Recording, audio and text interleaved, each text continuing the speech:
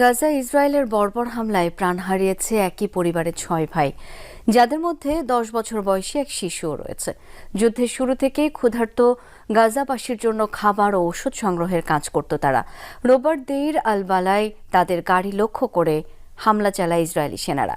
স্বেচ্ছাসেবী 6 ভাইয়ের মৃত্যুতে শোকে স্তব্ধ গোটা অঞ্চল।